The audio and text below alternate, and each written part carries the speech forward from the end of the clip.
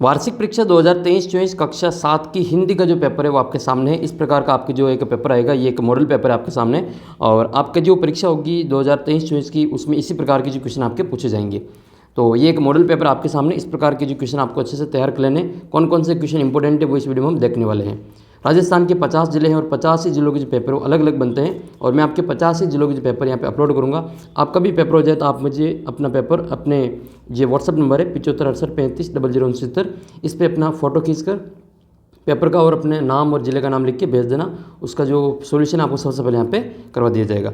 साथ ही इस पेपर की पीडीएफ आपको अपने ऐप के ऊपर मिल जाएगी और व्हाट्सअप ग्रुप में भी मिल जाएगी। तो व्हाट्सअप ग्रुप को ज्वाइन कर लेना, उसका लिंक वीडियो के नीचे डिस्क्रिप्शन बॉक्स में दे रखा है। आइए 7th क्लास की जो हिंदी है उसका जो इंपॉर्टेंट क्वेश्चन इस वीडियो में हम देख लेते हैं। पहला क्वेश्चन आपके सामने है, हिमालय की बेटियाँ पाठ के लेखक कौन है? यतीन्द्र अग्रवाल, जैनेन्द्र कुमार, शिव प्रसाद सिंह, और चौथा ऑप्शन आपके नागार्जुन। तो इसका जो करेक्ट आंसर हो क्या हो जाएगा? आपके नागार्जुन हो जाएगा। अगला प्रश्न आपके कि कठपुतली का जीवन कैसा था? सरल था, स्वतंत्र था, संगठित था या फिर परतंत्र था? तो इसका उत्तर हो जाएगा आपके परतंत्र था। नेक्स्ट क्वेश्चन है कि एक मुरली का दाम क्या था? एक मुरली का दाम क्या था? 1 पैसा था, 2 पैसा था, या दूनी था, या इक्कन्नी था? तो इसका सही उत्तर क्या हो जाएगा? आपके इक्कन्नी हो जाएगा। 51 रुपये इसका जो पैसा था, इक्कन्नी दाम था इसका मुरली का। नेक्स्ट क्वेश्चन है आपके कि संज्ञा के कुल कितने भेद होते हैं? तो संज्ञा के 3 भेद, 4 भेद, 5 भेद या 6 भेद? इसका जो सही उत्तर वो क्या हो जाएगा? आपके 3 भेद हो जाएंगे। संज्ञा के 3 भेद होते हैं, ठीक है। व्यक्तिवाचक संज्ञा, नाम लिखने की कहे तो आप लिखना व्यक्तिवाचक संज्ञा, दूसरी होती है आपकी जातिवाचक संज्ञा, और तीसरी होती है भाववाचक संज्ञा। ये 3 प्रकार की संज्ञा के भेद प्रमुख होते हैं। संज्ञा किसे कहते हैं? तो किसी व्यक्ति, वस्तु, स्थान के नाम को जो हम क्या कहते हैं? संज्ञा कहते हैं।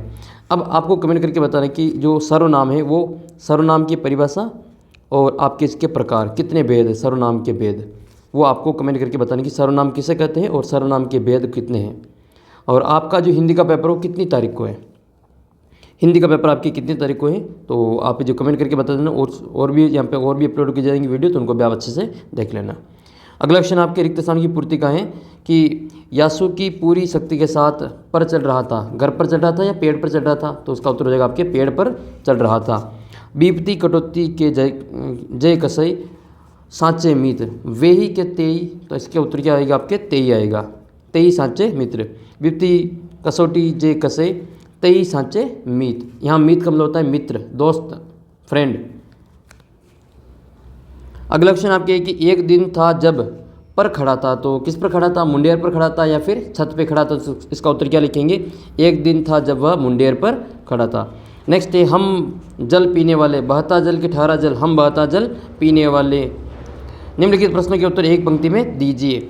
पक्षी क्या सपना देखते हैं? कि पक्षी सपना देखती है हम खुले आसमान में उड़े, हम बहता जल पिए। ये जो पक्षी जो पिंजरे में बैठकर सपना देखते हैं। हिमालय के कंधे पर कौन चढ़ा था? तो हिमालय के कंधे पर कौन चढ़ा था? लेखक चढ़ा था। इसका उत्तर क्या लिखेंगे? लेखक चढ़ेंगे। कठपुतली क्या चाहती है? तो कठपुतली अपने पाँव पर खड़ा होना या अपने पाँव पर खड़ी होना चाहती हैं।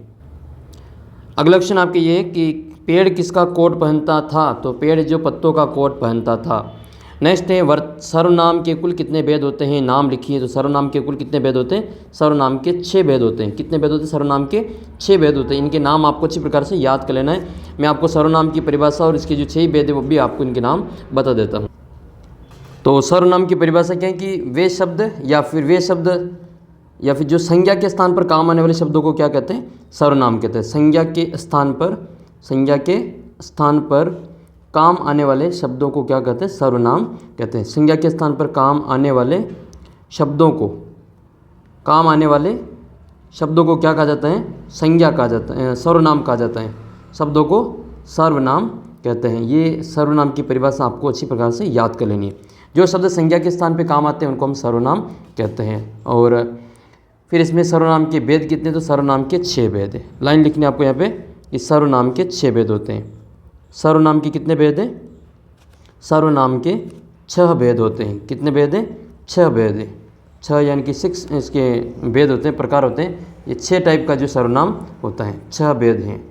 अब 6 भेद में कौन कौन से भेद हैं इनका आपको नाम अच्छी प्रकार से याद कर लेना है। तो पहला भेद जो आप लिखेंगे सर्वनाम के भेद में, पहला जो भेद है आप इसमें नाम लिखेंगे पुरुषवाचक सर्वनाम। पुरुषवाचक सर्वनाम। पुरुषवाचक सर्वनाम, ये सर्वनाम वापस आपके 3 प्रकार का होता है, ठीक है, इसको हम बाद में देखेंगे। इसके भी वापस 3 भेद हैं, अभी आपको ये याद करना है 6 भेद। दूसरा है आपका निश्चयवाचक सर्वनाम, दूसरा है निश्चयवाचक सर्वनाम। निश्चयवाचक सर्वनाम है, इसके भी वापस 2 भेद होते हैं, अभी आपको ये एक ही याद करना है, निश्चयवाचक। फिर इसके बाद में तीसरा नंबर आता है आपके अनिश्चयवाचक सर्वनाम। अनिश्चयवाचक सर्वनाम, ये आपके तीसरा प्रकार होता है। पुरुषवाचक सर्वनाम, निश्चयवाचक सर्वनाम और अनिश्चयवाचक सर्वनाम, इस प्रकार से तीसरा भेद हो गया। चौथा जो भेद है वो आपको लिखना है संबंधवाचक सर्वनाम। चौथा भेद क्या लिखेंगे? संबंधवाचक सर्वनाम, ये इसका चौथा भेद होता है, संबंधवाचक सर्वनाम। फिर इसके बाद में इसका जो अगला भेद है वो पांचवा भेद है प्रश्नवाचक सर्वनाम। प्रश्नवाचक सर्वनाम, ये आपको अच्छी प्रकार से सर्वनाम की परिभाषा, सर्वनाम के भेद याद कर लेने, फिक्स आपके पूछे जाएंगे। छठा और अंतिम प्रकार है आपका निजवाचक सर्वनाम। निजवाचक सर्वनाम, तो ये 6 प्रमुख जो सर्वनाम के भेद होते हैं, इनके नाम, इनकी परिभाषा आपको अच्छी प्रकार से याद कर लेनी है। 6 प्रकार के भेद हैं, पुरुषवाचक, निश्चयवाचक, अनिश्चयवाचक, संबंधवाचक, प्रश्नवाचक और निजवाचक सर्वनाम। सर्वनाम की परिभाषा, संज्ञा के स्थान पर काम आने वाले शब्दों को सर्वनाम कहते हैं। सर्वनाम के कितने? 6 भेद होते हैं। अगला क्वेश्चन आपका ये है कि कठपुतली को गुस्सा क्यों आया? कठपुतली को गुस्सा क्यों आया? देखो, कठपुतली को गुस्सा इसलिए आया क्योंकि वो धागे से बंधी हुई थी, वह स्वतंत्र थी, वह खुद ही जो स्वतंत्रता की इच्छा रखती थी, वह वहाँ पे अधीन थी दूसरों के, तो वह खुद ही जो इच्छा स्वतंत्र होना चाहती थी, इसलिए दूसरों के अधीन होने के कारण उसको कठपुतली को गुस्सा आया। अगला प्रश्न आपका यह है कि मिठाई वाला अलग अलग चीज़ें क्यों बेचता था? वह महीनों बाद क्यों आता था? तो देखो, वह अलग अलग मिठाई क्यों, अलग अलग चीज़ें क्यों बेचता था? तो देखो, बच्चे सब एक चीज़ से जो ऊब न जाए, इसलिए मिठाई वाला अलग अलग चीज़ें बेचा करता था, और बच्चों में उत्सुकता बनाए रखने के लिए वह महीनों बाद में आता था। साथ ही चीज़ें न मिलने से बच्चे रोए, और ऐसा मिठाई वाला नहीं चाहता था। अगला प्रश्न आपका एक विशेषण किसे कहते हैं? विशेषण की आपको परिभाषा लिखनी है। विशेषण किसे कहते हैं? विशेषण की आपको परिभाषा लिखनी है। तो आइए विशेषण की हम परिभाषा में यहाँ पे देख लेते हैं। जो शब्द संज्ञा और सर्वनाम की विशेषता बताते हैं, ऐसे शब्द या जो शब्द संज्ञा या सर्वनाम की, संज्ञा या सर्वनाम की क्या करते हैं? विशेषता बताते हैं, सर्वनाम की विशेषता बताते हैं, उन शब्दों को हम क्या कहते हैं? विशेषण कहते हैं। जो शब्द संज्ञा या सर्वनाम की विशेषता बताते हैं, उन शब्दों को क्या कहा जाता है? विशेषण कहा जाता है। बताते हैं उन शब्दों को विशेषण कहते हैं, ठीक है। ये परिभाषा आपको अच्छे से, उन शब्दों को विशेषण कहा जाता है। अब देखो, जैसे उदाहरण के लिए, यह सफ़ेद गाय, यह सफ़ेद गाय है, इसमें जो सफ़ेद है वो इस गाय की विशेषता बता रहा है। ये जो सफ़ेद है वो इस गाय की क्या है? विशेषता बता रहा है। तो इसमें जो सफ़ेद शब्द आया वो गाय की विशेषता के लिए आया है, तो इसको हम क्या कहेंगे? विशेषण कहेंगे। तो ये जो सफ़ेद शब्द है वो इसमें क्या हो जाएगा? विशेषण हो जाएगा।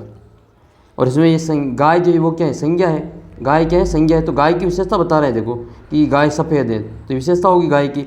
वह जो लड़का ईमानदार है, तो उसमें ईमानदार जो है उस लड़के की विशेषता है, तो वो आपके विशेषण हो जाएगा। तो जो शब्द संज्ञा या सर्वनाम की विशेषता बताते हैं, उन शब्दों को हम विशेषण कहते हैं।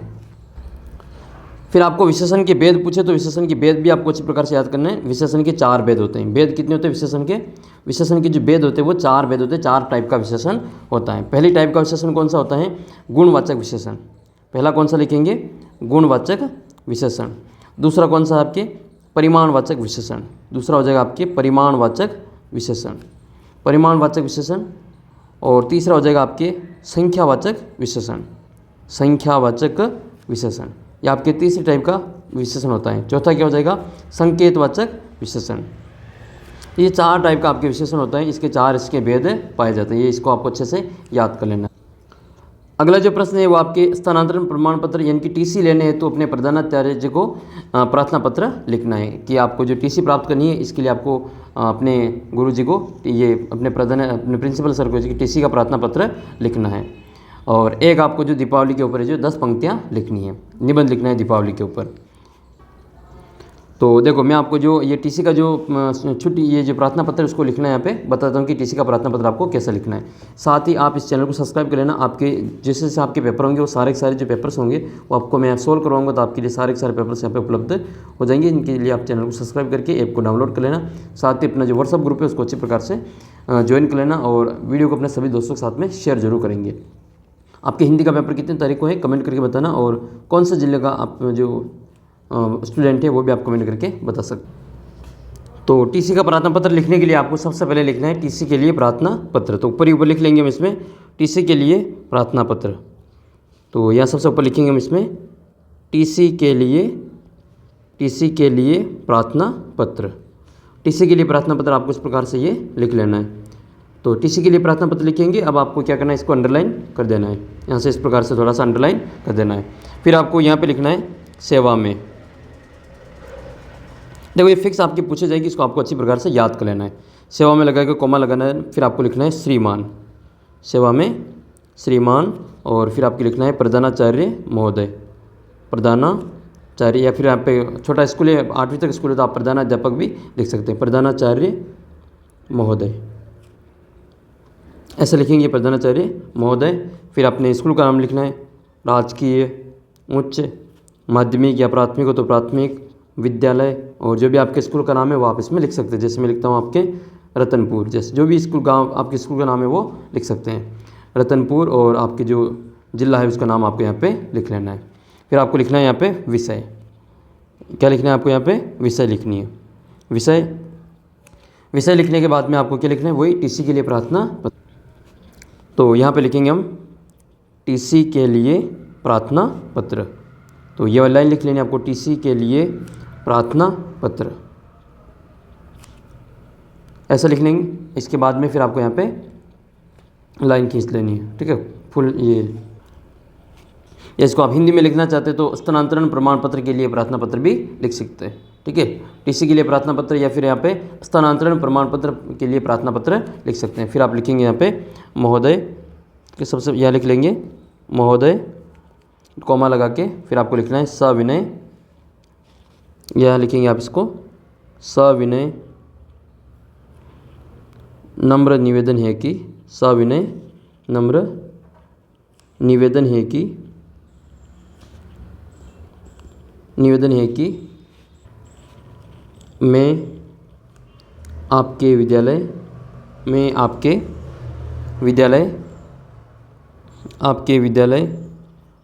की कक्षा 7 का विद्यार्थी हूँ, ठीक है। इस प्रकार से लिखना है। और फिर लिखना है आपको इसमें कि मेरे पिताजी, आप टीसी क्यों कटवाना चाहते हैं, तो या तो आप ये क्लास उत्तीर्ण के लिए अगली क्लास में जाना चाहते हैं, या फिर आपके इसमें आएगा कि आपके जो पिताजी का स्थानांतरण हो गया है इसलिए आपको जो टीसी की आवश्यकता है। तो मेरे पिताजी का स्थानांतरण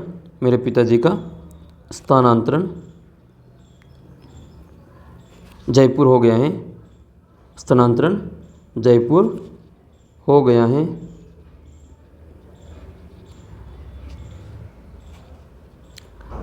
अब मेरा पूरा परिवार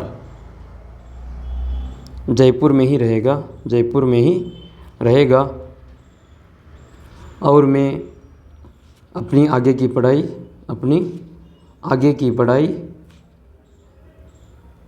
जयपुर में ही करूँगा।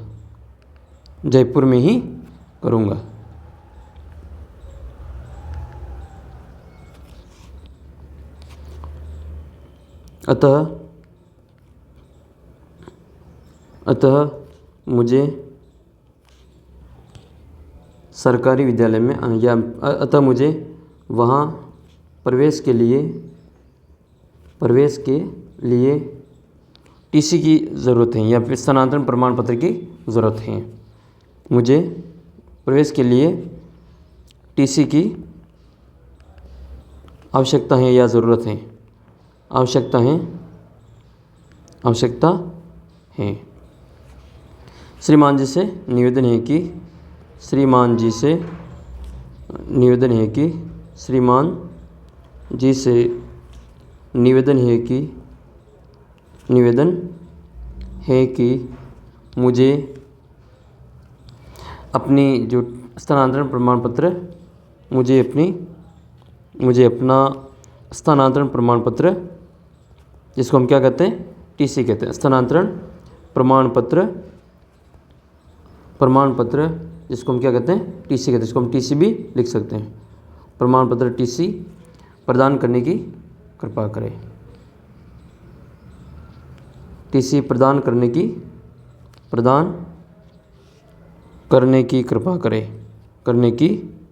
कृपा करें। और फिर आपको लिखना है आपका आज्ञाकारी शिष्य, आपका आज्ञाकारी शिष्य लिख के आपको अपना नाम लिख लेना है। और नाम क्या लिखेंगे, जो भी आपका नाम है वो लिख लेंगे और अपनी कक्षा लिख लेंगे, ठीक है। और यहाँ पे आपको धन्यवाद दे देना है, ठीक है। धन्यवाद करके फिर आपका जो डेट है वो डाल देनी है, कि धन्यवाद करके आपको अपनी डेट कितनी तारीख को लिए लिख रहे हैं वो वाली डेट आपको यहाँ पे लिख लेनी है। इस प्रकार से आपकी जो टीसी वो पूरी तैयार हो जाएगी और आपको जो जितने भी नंबर का आपकी टीसी आएगी उसमें से पूरे नंबर मिल जाएंगे। और फिर आपको एक तैयार करना है निबंध। तो दीपावली के भी आप ऊपर निबंध पूछ सकते हैं। इसके अलावा आपको मेरा विद्यालय पे निबंध पूछ सकते हैं, तो मेरा विद्यालय के ऊपर भी आपको निबंध तैयार करना है कि आपके विद्यालय में क्या क्या है। इसके अलावा आपको होली के ऊपर निबंध पूछा जा सकता है, तो होली के ऊपर आपको पहले अच्छे से तैयार कर लेना। दीपावली की तुलना में आपके होली का जो निबंध है वो ज़्यादा चांसेस के। इसके अलावा स्वतंत्रता दिवस के ऊपर और एक आपको गणतंत्र दिवस के ऊपर 15 अगस्त और 26 जनवरी के दिन का भी जो आपको निबंध पूछा जा सकता है। तो ये आपकी जो पूरा इस प्रकार से पेपर आएगा उसको अच्छी प्रकार से तैयार कर लेना। और भी मैं आपके 7th क्लास के मॉडल पेपर अपलोड करूँगा, उनको आप अच्छे से तैयार कर लेना। बहुत ही शानदार आपके जो मार्क्स वो प्राप्त होंगे। तो उम्मीद करता हूँ आपके लिए काफ़ी हेल्पफुल रहेगा ये वीडियो। और इस वीडियो को अपने सभी दोस्तों के साथ में शेयर जरूर करना, चैनल को सब्सक्राइब कर लेना। और अपना पेपर होने के बाद में ये अपने व्हाट्सअप नंबर है 7568350069, तो इस नंबर पे ज़रूर से भेज देना। अब पेपर के ऊपर को अपना और अपने ज़िले का अच्छे से नाम लिखकर भेजना है। और इस वीडियो को अपने सभी दोस्तों के साथ में शेयर भी करना है, व्हाट्सअप ग्रुप को ज्वाइन कर लेना है और ऐप को डाउनलोड करके ऐप के ऊपर आप टेस्ट भी दे सकते हैं। लिंक वीडियो के नीचे डिस्क्रिप्शन बॉक्स में दे रखा है।